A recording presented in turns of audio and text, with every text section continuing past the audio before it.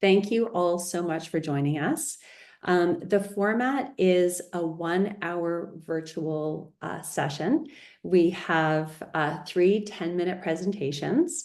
And then from there, we're going to keep most of the time available for a Q&A. And we will have a hard stop at 1 o'clock in order that everyone can enjoy their afternoon. If you do have any follow-up questions after today, we can certainly take those offline. Okay, so I'll go ahead and get started. If you wish to participate in the chat, please go ahead. We encourage a really active dialogue. Again, that exchange of ideas. And our only request is that we keep the conversation respectful in respect of the different stakeholders that we have participating and joining us today. So I'm going to go ahead and share my presentation.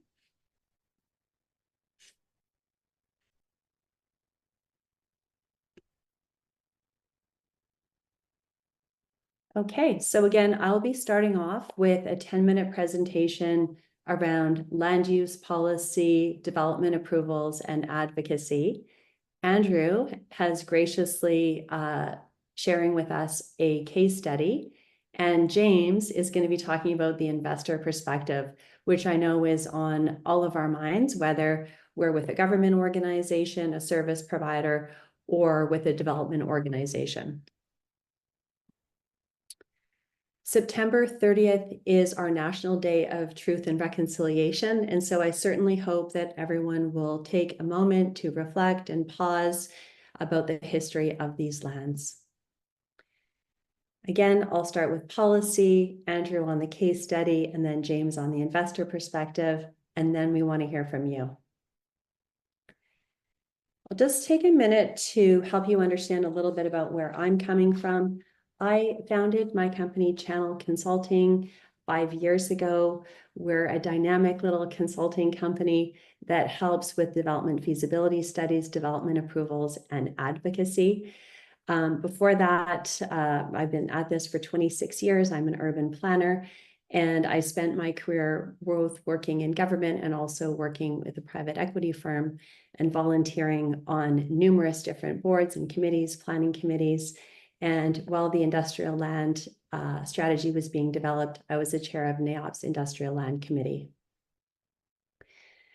And so what's on all of our minds right now is this really difficult environment for real estate development and investment. So we're in a really challenging time around uncertainty with government policy. We have a difficult situation while we have both a labor shortage, while we're also welcoming new immigrants into Canada. We have a situation where we have some of the highest construction costs in the world, and we're in a very uncertain interest rate environment where we're just crossing our fingers for the next rate cut. From a political perspective, CMHC study last year indicated that we need 5.8 million new homes in Canada by 2030 to restore affordability. That's more than a whole city of Toronto that would need to be added into our country in order to keep pace. It's an enormous number. And so both the feds and the province have been looking to the municipalities to help with approvals and to help be a solution to deliver more housing. We had the province step up at the end of last year with nearly 20 new pieces of legislation to help with the housing problem, including Bills 44, Bills 46, and Bills 47. But those are all applicable to residential sites. And so there's a lot of questions about industrial that remained. And then we also have this really difficult dilemma and tension with the reality that we not only have a housing crisis, we also have an infrastructure crisis. And so how do we unlock housing supply at a time when the Federation of Canadian Municipalities is estimating it's going to be costing about $107,000 per unit to keep up with the infrastructure requirements in our country? So from an industrial lands perspective, the question is there potential to address our housing problem through some of our industrial land resources? And so that's the question that I've been asked many times by prospective clients and clients over the last year. And so it felt important to have this session today. The policy context for industrial lands in British Columbia is really driven by the BC Local Government Act and the Vancouver Charter. That is the framework for land use policy in British Columbia. And then within that, we have the Metro, in Metro Vancouver, we have the Metro 2050 Regional Growth Strategy that was approved in 2022. The Regional Industrial Land Strategy was approved in 2020 and was a key input into the Regional Growth Strategy policy directions around industrial land. And so leading up to the Regional Industrial Strategy in 2022, I was actively involved in the work supporting the Industrial Land Task Force and those policy recommendations that went forward. So needless to say, there's a long history around these questions.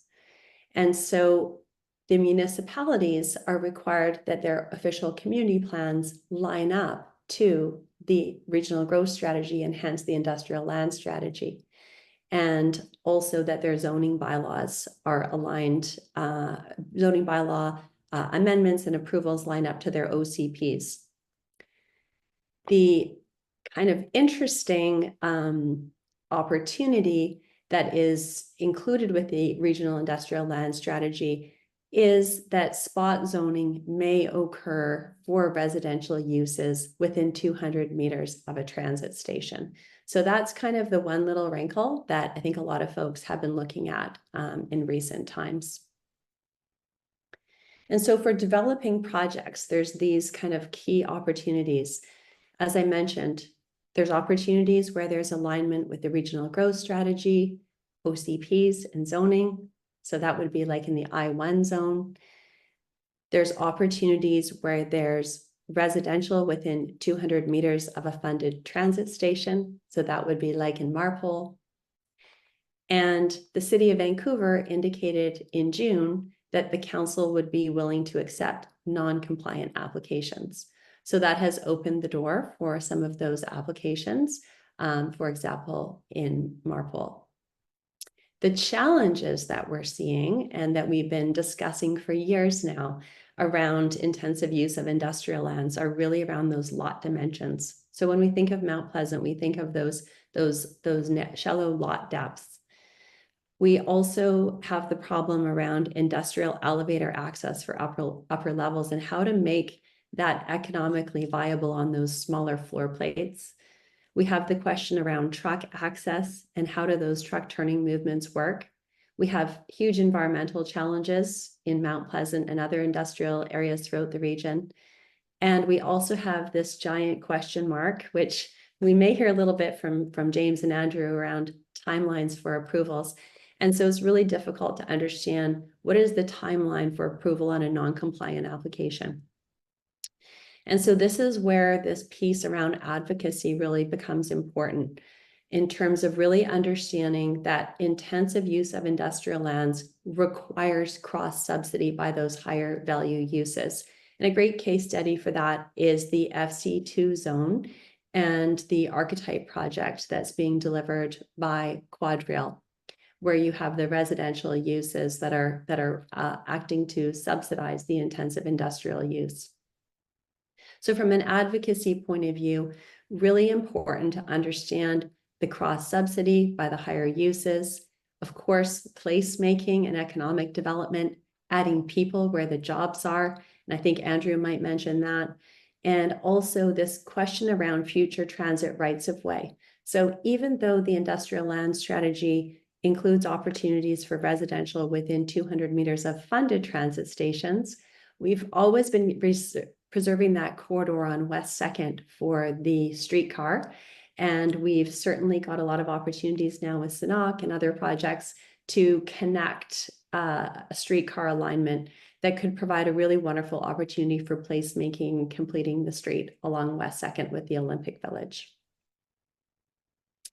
So what I advise folks in regard to creating a game plan for success around making more intensive use of industrial lands and residential is really know the policy framework, evaluate those challenges and opportunities for the projects to proceed, and then developing that advocacy plan. So if you are interested in having more of a conversation about this, I love conversations. I'm a curious person, and I love difficulty and challenges. Feel free to reach out. You can use this QR code to find a time. And also, there are other resources from our other workshops and webinars available on our website if you want deeper dives into any number of topics. Okay, from here, I'm going to go ahead and pass it on to Andrew, who's going to walk us through a case study, which is focused on the employment use. Thank you, Tegan. I will start just with a brief introduction of PC Urban and myself. Just going to share screen. Bear with me for a moment here while we get that up.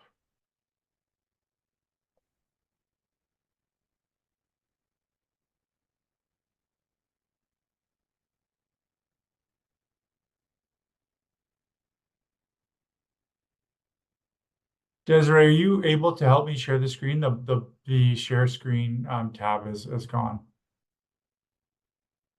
Wait, I'll just check.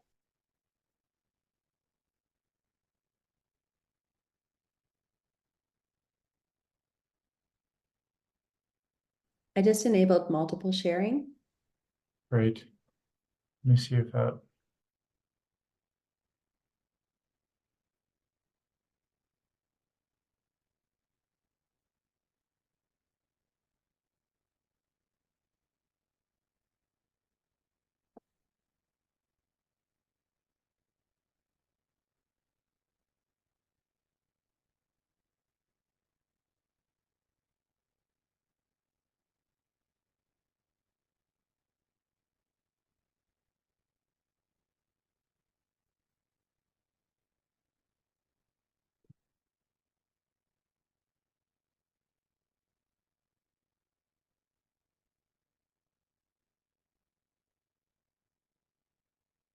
It should be pulling up now. Apologies.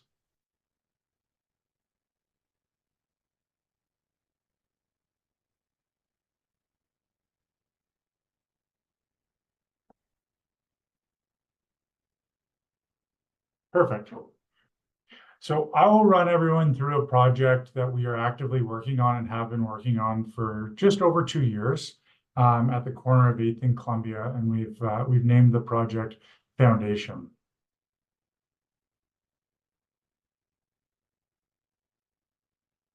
Briefly about PC Urban. PC Urban is a development company. We've been around since 2010. We focus predominantly on industrial and residential, with a significant portion of our portfolio having been office in the past and actively working towards continuing to develop office where appropriate. We always look for the win-win-win and take a very creative approach to all new development. As such, that has lent us to develop a number of projects within Mount Pleasant. So completed projects to date and recently within Mount Pleasant are the Nickel project, the Lightworks building, and Evolution Block. Evolution Block is just east of Mount Pleasant, actually East Vancouver, but is a stacked office industrial component, which is why I'm sharing that. All of these projects have an industrial and an office component within the context of Vancouver and Mount Pleasant. Actively in development, other than the project we're talking about today, are a property at 6th and Alberta and a more office-based project called T3. And both of those are also in Mount Pleasant. So high level, and I won't get too into this because I know James will touch on the finance piece a little more, but macro factors that have been impacting the development cycle as of late are we've been exposed and experienced a ton of uncertainty. As we all know, costs have gone up substantially depending on the asset type you're building. We've seen costs increase as much as 50% in under 2 years. That comes along with increases in government fees, development cost charges, Metro Vancouver, DCCs, water, sanitary sewer, etc., in excess of 200% in the last year. We've also experienced challenges with labor in our supply chain, although these have been showing significant signs of improvement in the last 3 to 6 months, as things post-COVID have settled down a little bit. The current climate within Mount Pleasant is a very interesting one. It's a very well transit connected area. It is highly desirable amongst the younger generation of workers and therefore employers. But there are challenges there. So Mount Pleasant is historically, well, we all know the history of Mount Pleasant, but Mount Pleasant is an interesting node in that it's zoned, a lot of Mount Pleasant is zoned industrial. And we've seen a shift in the type of industrial users that are interested in operating within Mount Pleasant. The primary interest has been coming from more office, retail users, and in the COVID cycle, there was a surge of biotech interest, which we saw through large projects that were taken up and occupied either significantly or entirely by biotech type users. That has waned off a little bit in the last year or two, and as those projects are complete or being completed shortly. From a regulatory perspective, when the district schedules were updated, that added a lot of complexity and a fair amount of uncertainty related to what we could build on our land. The policy is defensive of the industrial use, and we'll get into that a little bit more later.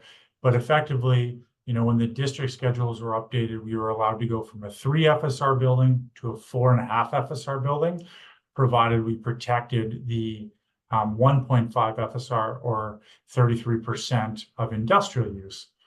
What that means on a project by project basis is that scale is really challenging. There's a lot of particulars around floor plate size, shadow challenges, access off lanes with grade changes on site that make it difficult to get underground, etc. And in this uncertain environment, what that's forced us to do is play a little more defense than we're typically used to doing as developers. There is still tenant demand in Mount Pleasant, although the market has been extremely slow and developers are struggling to launch projects. So we'll talk a little bit about more of that, and James will touch on that later on as well. So a little bit more of the context related to our project, which is Foundation. Back in September of 2022, we lodged a letter of inquiry and rezoning with the City of Vancouver.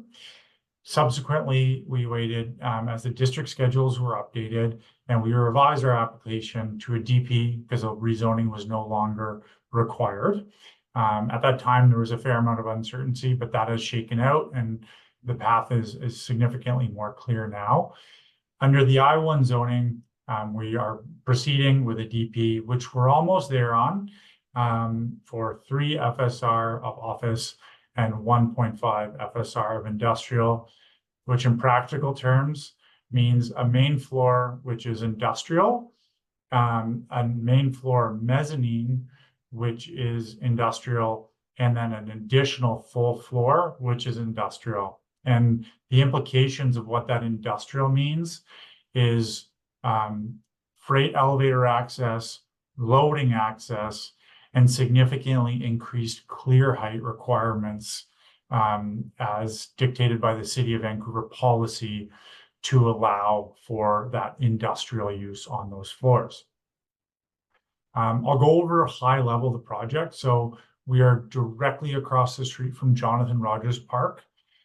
We have an unencumbered view facing north, which from the second story and above, you will see the park, you will see downtown Vancouver, and you will see the North Shore Mountains. So a highly, highly desirable place for a range of uses, but in the context of this project, to work.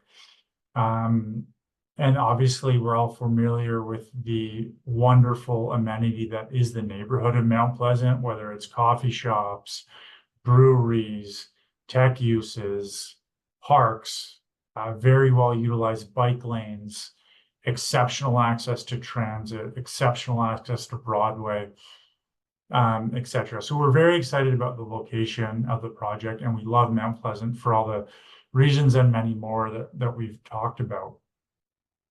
Some of the existing challenges with developing a project of this type is we're still going through call it a COVID hangover, and people, there's a lot of news in the last couple of weeks about people returning to work. Vancouver as a city, has returned to work much faster than other cities and within North America, but there still is, everyone is not back in the office. Therefore, office demand, among other reasons, has been lower than we're used to. I briefly touched on this before, but we can't, we have to mention the costs.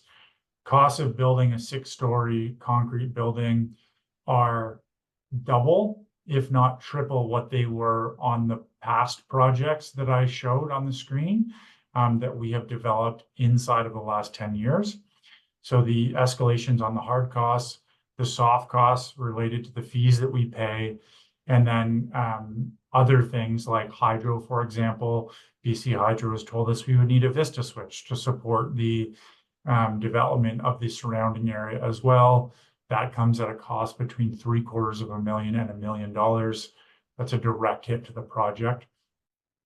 And then there is also a number of policy-related items that, as we were kind of first through the gate on the district schedule amendments, there's a lot of policy that you get caught kind of negotiating and working through to find the win-win. But as we did make our original application in September of 2022, we're now sitting in September of 2024. We're close to having a development permit, but there was a lot to work through related to a bit of what Tegan touched on with the lot geometry, the tower separation that was desired. There's policy surrounding the maximum floor plate size. There's policy and focus on stepping back from the street plane, which is a direct hit to the FSR that can be provided. How, in fact, the FSR is calculated on the main floors, under covered canopies, on access corridors, on end-of-trip facilities, etc. And I think the geometry of the sites and the geometry of the buildings plays a very, very big part, because what we have typically in Mount Pleasant is small sites where efficiency is very hard to achieve.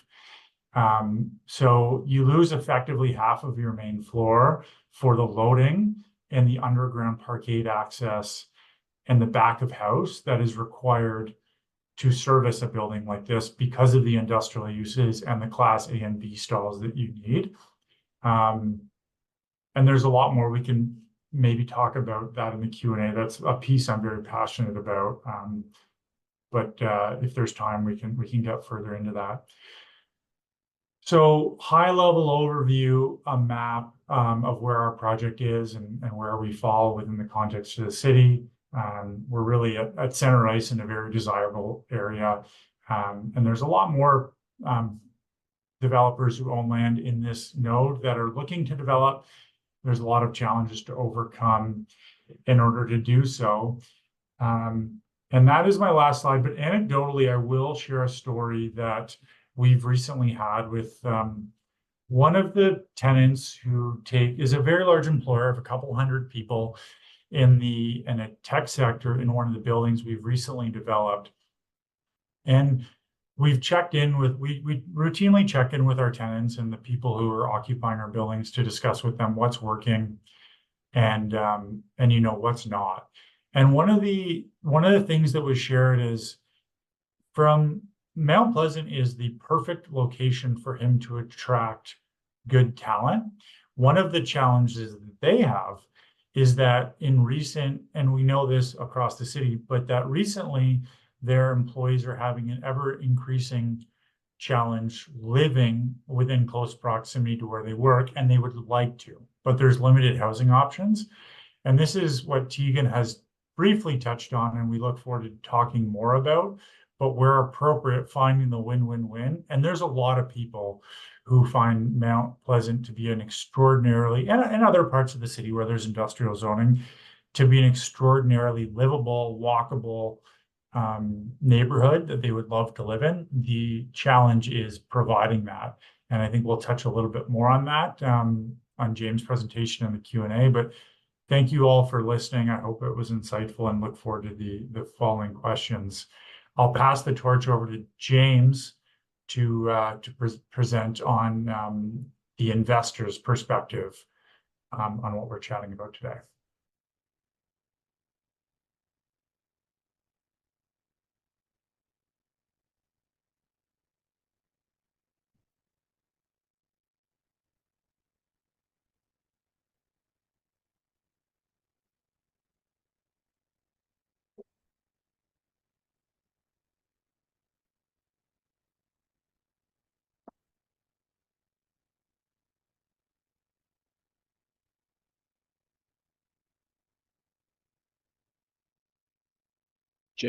James, I think you're still muted.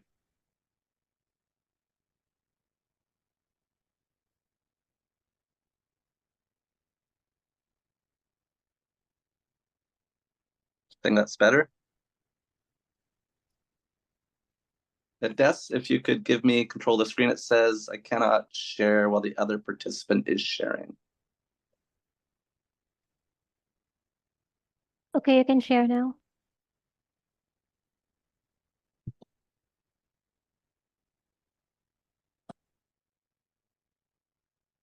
Go. Before focusing on real estate development, I used to buy operating companies. So I was buying businesses across Canada, in the United States and England. So I had altogether purchased 24 of them. And they ranged in size, but from a space requirement, it was everything from 10,000 square feet to 200,000 square feet. I had one business that was leasing around 700,000 square feet. So for this roundtable, I've been thinking about what is industrial space, because when I think industrial, I think of steel mills or lumber mills. Or I had a company that made chain link fence, so it's loud and lots of material everywhere. But we had quite a few businesses that it was just light assembly. But the one thing that, as a business owner, I was really concerned with space was the cost of it. So I remember back in 2013, we were looking for space out in Coquitlam, and it was about $11 a foot. I'm sure it's higher now. But the one thing with a lot of these businesses, it's going into Mount Pleasant for space. It has to be a certain type of business that can afford those pricing. So a lot of that word industrial is, we probably need a new word for it too, because we're not going to put heavy industrial with businesses that need heavy cranes and lots of trucking. It's going to be more probably technology related or something like that with assembly. After private equity, I left private equity in part because it's so human intensive. For me to grow businesses, I needed a lot of people. And so switching over to development, I liked because I could outsource. I could outsource construction, deal flow, and it's fun for me to create something new.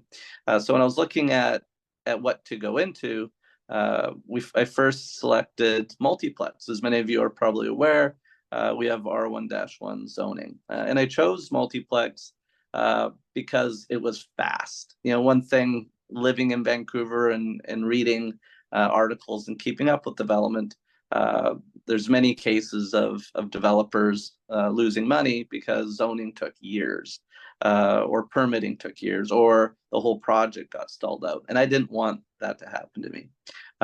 So with multiplex, we built a team. You can see them here, partners Randy and Jonathan and Eric, and we all have a different skill set.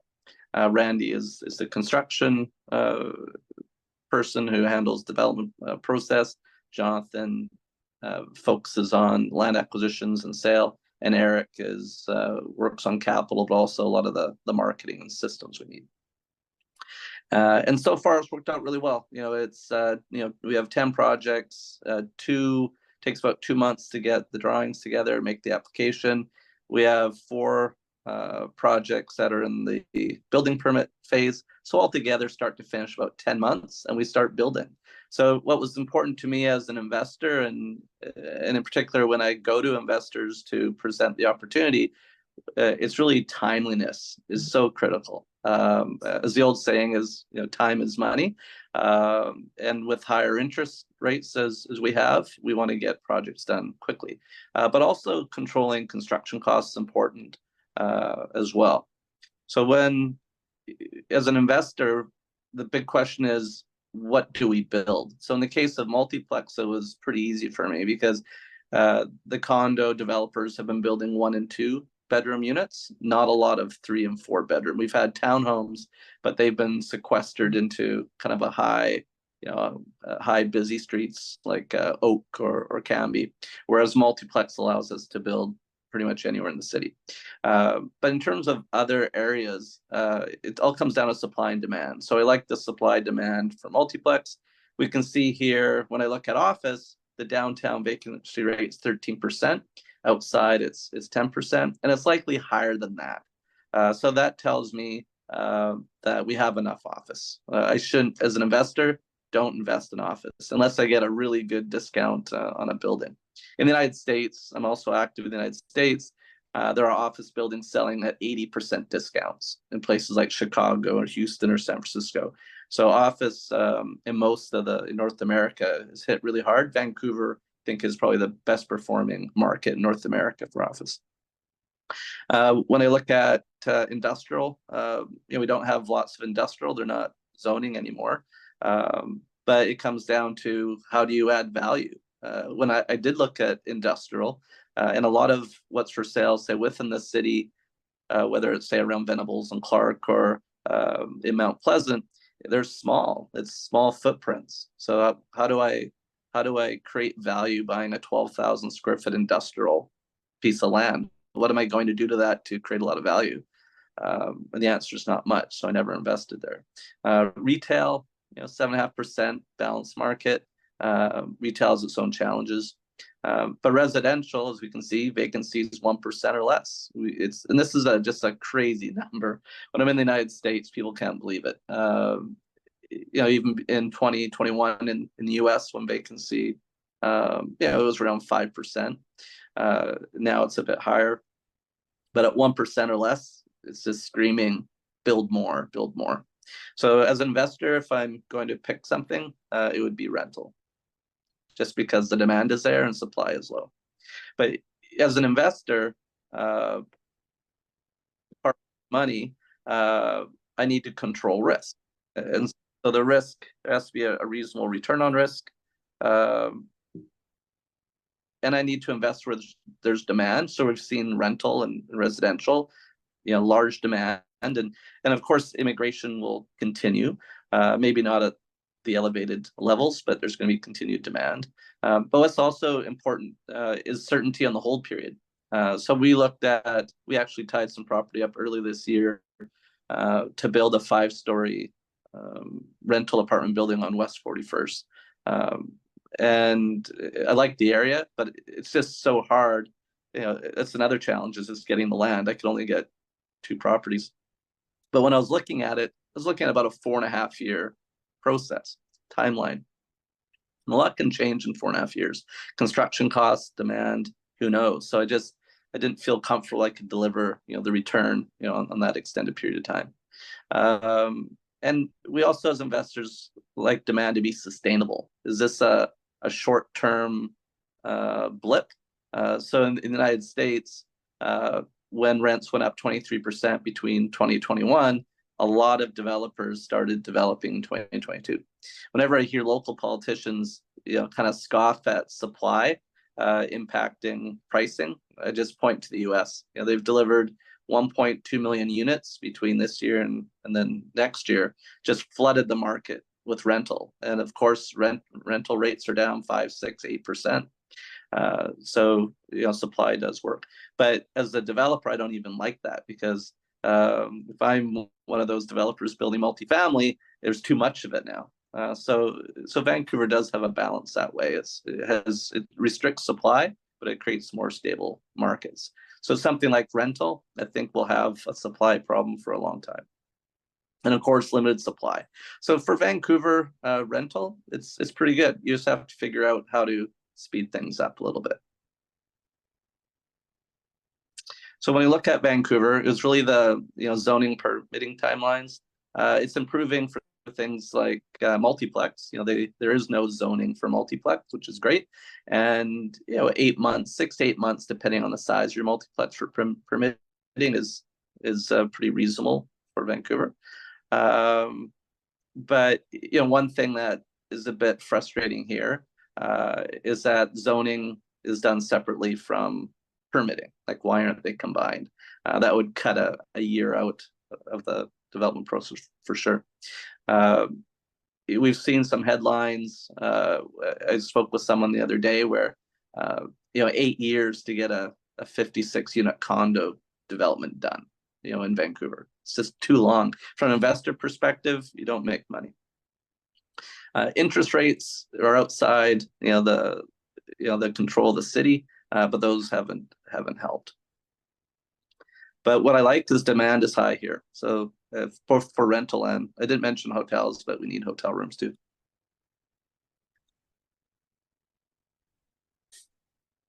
So as an investor, I can invest anywhere. So right now I'm in a hotel room in Tampa Bay. There's a hurricane coming in a couple of days, my first hurricane. But I'm in Tampa Bay because I've just started 2 partnerships down here. One on land development, and there's actually mixed use on the land development. This is where we work with larger developers and provide all the services on land. So I can invest in multiplex, or I can invest in Florida or Texas. It's easy. It's so easy. I know the structuring doesn't take me long. I can move money anywhere, anytime. With Hong Kong as an example, money left there pretty fast. That was about 10 years ago, a lot left. And it's fast moving money. So with Vancouver, remember, we're competing for capital everywhere. And capital is becoming cautious and tapped. Vancouver is fairly small country, Canada is fairly small. So with accessing institutional money, there's a limit, because real estate development is only a portion of, say, a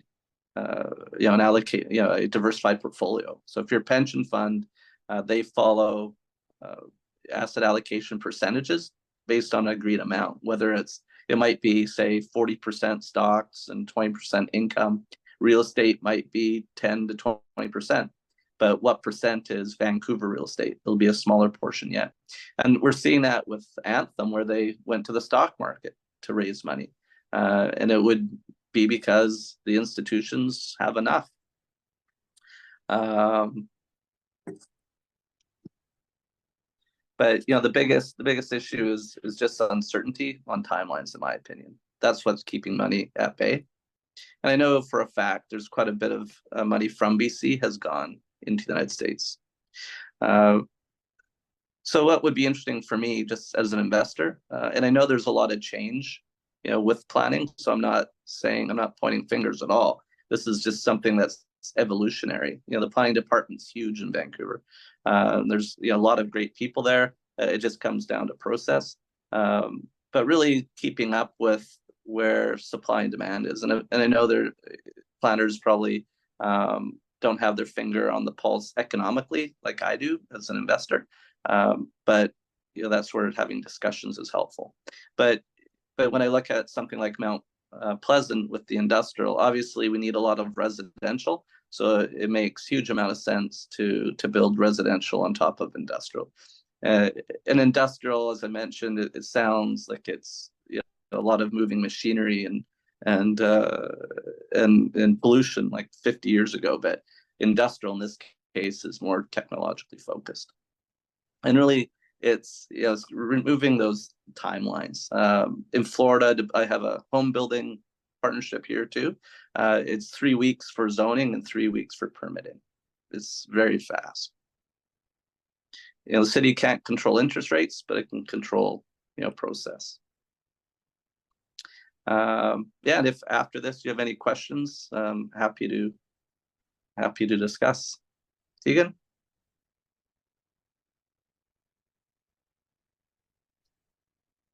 think you're muted. Let's take your screen share off.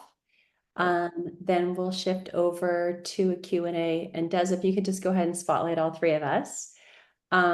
Yeah, one of the things that you just mentioned there, James, which I thought was really helpful, is the importance of discussions like this and having all of the stakeholders in the room. So I just want to reiterate my thanks to everyone for joining us today. It's so important to have government, service providers, developers, investors all in the room together, learning from each other about the different constraints that we're all facing, because there's no easy sites left in Canada. There's no easy projects, and every project's going to be a partnership and a collaboration. So the more we can understand kind of what those challenges are for each other, it's so important. So that's where I really value the Q&A. So, it takes guts to ask tough questions. But I really encourage all of you, if you could just unmute yourself, feel free to ask us anything. We're here today. If we don't have the answer, we'll follow up with you another time. But please, we welcome any questions that you have.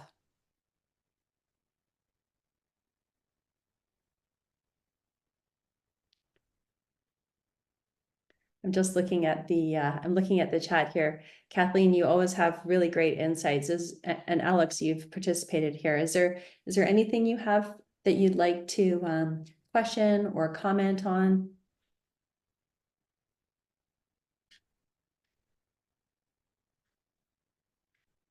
You can just unmute yourself.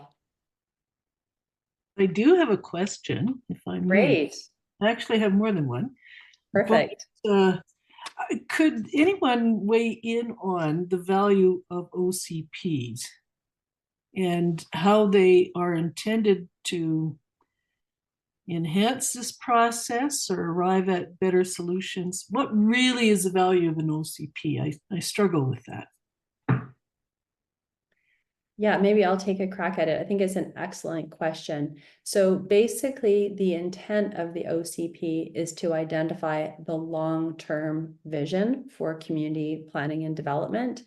And the idea is that each rezoning application goes through the filter of the OCP in order to determine that the project is compliant with the long-term strategic directions, and that all of the infrastructure can be delivered in support of the project. What the provincial government in BC did with Bill 44 is, where a project is compliant with the OCP, they eliminated the requirement for a public hearing, but they didn't do that for other uses, office and industrial. So basically for these non-compliant applications that are proposing residential on industrial land within 200 meters of a rapid transit station, they still have to go through a spot rezoning process that would require a public hearing. So it is, yes, it's a absolute slosh mix of policy that we have here in British Columbia. Like I'm a decluttering addict. I can't stand clutter. And I think of Marie Kondo. If she could see the policy that we have here in BC, she'd go crazy. So there's a huge decluttering that needs to happen. And so layering in Bill 44, Bill 46, and Bill 47, while I see a lot of important steps there, they have made things more complex in the short term. Just one other thing about the OCPs. The OCPs provide leverage for the municipality to negotiate the off-site infrastructure. So we have our DCCs, which are dealt with a development permit with zoning, which is great. But the off-site infrastructure and the community amenities are negotiated with the rezoning process.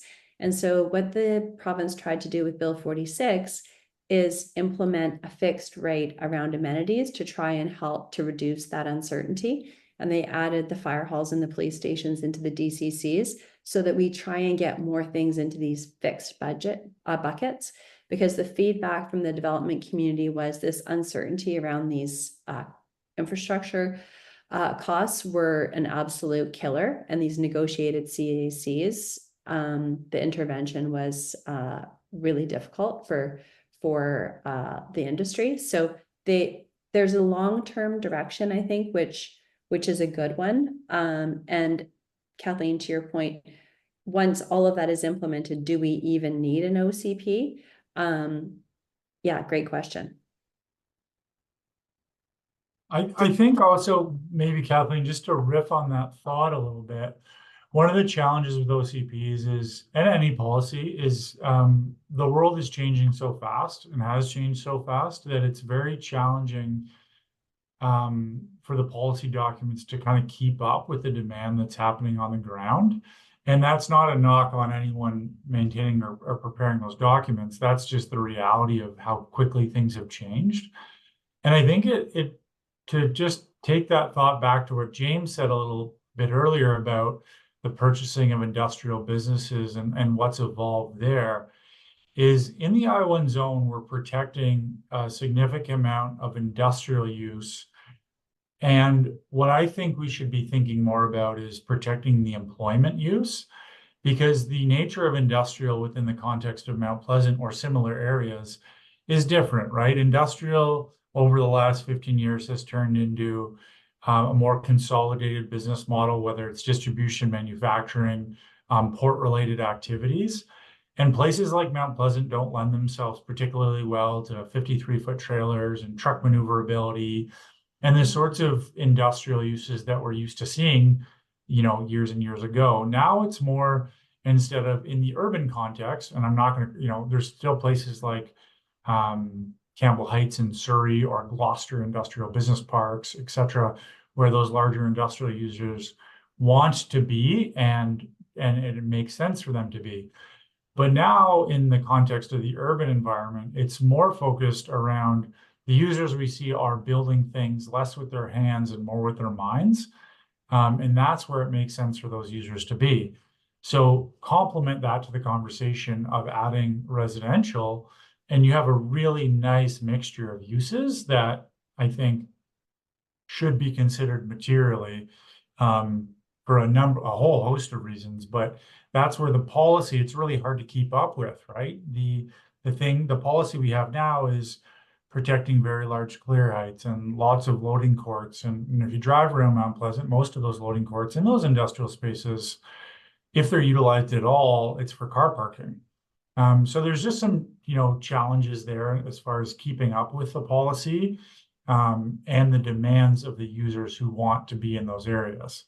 Because if we don't have that, we don't have projects. Both really good answers. I thank you for that. A couple of things. I agree. Things are changing rapidly, that's hard to really keep your eye on that and keep adjusting.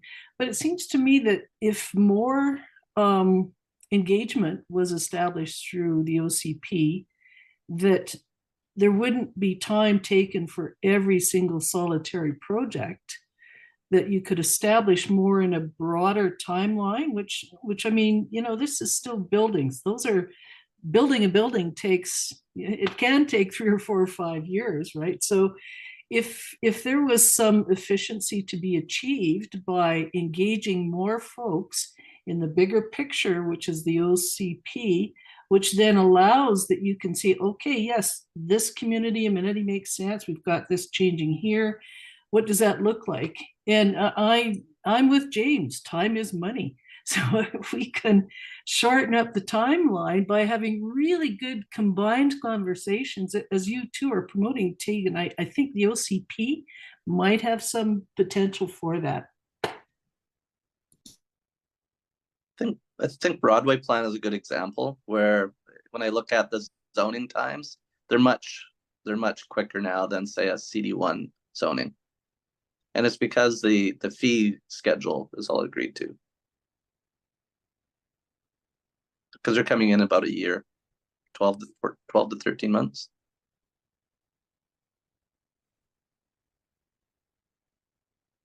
So other questions, everybody? We've got time. It's 5 minutes to the hour. We have time for one more question. Anything else? No? Just jump in. I don't want to dominate this, but I'm very curious about capital planning because right now, not right now, it's over time, out of sight, out of mind. And there are lots of weather events that are really, really stressing infrastructure, but just age and lack of investment in maintenance. So how does that measure into this? And because it is a concern, and I think it's probably not getting enough attention because it is out of sight. Yeah, so the federal government has made announcements through their Approval Accelerator program about how they will match funding for infrastructure with municipalities that improve their housing permitting process. So I think there's a real intention there to provide infrastructure for municipalities to support growth. Again, in terms of what that means and the status of infrastructure planning in different municipalities, it varies tremendously. You know, for all of the reasons, staffing shortages, capacity, all of the things that we've seen. But one thing is for certain, we have two crises happening at the same time in our country. To your point, Kathleen, we have an infrastructure crisis as well as a housing crisis. And so we have to really be mindful of that in terms of the fact that municipalities and regional districts are, like, for example, as Andrew mentioned, Metro did increase the DCCs this year by over 200%. There's some relief for in-stream applications, but for everyone else, this is an enormous impact to the business plan for these projects. Did they have a choice? Well, they have a real problem with the wastewater treatment plant. And so we're in this situation in Canada where we have, you know, we have an infrastructure problem. And just to add to that a bit, I think one of the challenges we have is the development community expects to borne the fees required for infrastructure improvement, right? Growth pays for growth. We accept that within reason. Sometimes the challenge on projects can be that you're paying the DCCs, you're paying the Metrovan DCCs, but let's keep in mind you only pay those if the project is financially feasible and can go forward. They're front loaded, so in an environment where attracting capital and interest rates are high and attracting capital is challenging, that's generally a fairly front loaded fee that is being financed and increasing the equity required to do the project, which can present challenges. But then often on these projects, you are also doing the work for the frontage upgrades, which, you know, replacing sewer pipe, upgrading water mains, building lift stations for sanitary, depending on where you are, those are also your responsibility. So those fees combined with the work that you actually do, whether it's on-site or off-site, often off-site, they just kind of pile on and the number gets really big. And then you add in something that is totally separate, which is BC Hydro. And BC Hydro is currently, you know, experiencing challenges providing service to a lot of projects. In fact, it's stalled many projects for many years. That's something the developer also pays for, if they can get it and depending on when they can get it. And then when we add the policy, and I'm not saying this is a bad thing, I'm just stating the reality, is that, you know, there's a very big push in Vancouver to reduce gas usage. Well, that increases our hydro usage, and it doesn't necessarily address, is the hydro even available to reduce the gas usage? So these are all just things that kind of pile on, and I can speak from firsthand experience that on the average project is, you know, it's many millions of dollars. It's not $1 million. So, and that's all front-ended work front-ended work and fees that require equity and require financing and interest payments in order for a project to go forward. Mm-hmm. James, did you have anything else on that one that you wanted to add? Yeah, I was just curious, you're talking about front-end fees. I know the projects you work on is many millions of dollars. What's the alternative to front-end fees? Because you're right, they don't actually use the money for maybe a few years, right? Yeah, there's been some talk with Metro Van, and they've got a meeting on Friday this week about, deferring some of the fees until completion or until stabilization of rent, because then that's something that the project income, could help pay for, which I think is a very good one, unless there's a need for the capital on the front end. But the thinking being that the development could put the capital to better use during the development cycle and then utilize the revenue generated to help pay for those fees later. Also, just a more clear phase-in approach would be very, very helpful to help us forecast, 5-10 years out when these fees can be paid. And then, in Vancouver, it's a little simpler, but in other municipalities, when you front-end fees, just ensuring there's ability through latecomer agreements, et cetera, to recoup some of your fees when you improved services that aren't exclusively used by the development that you're working on.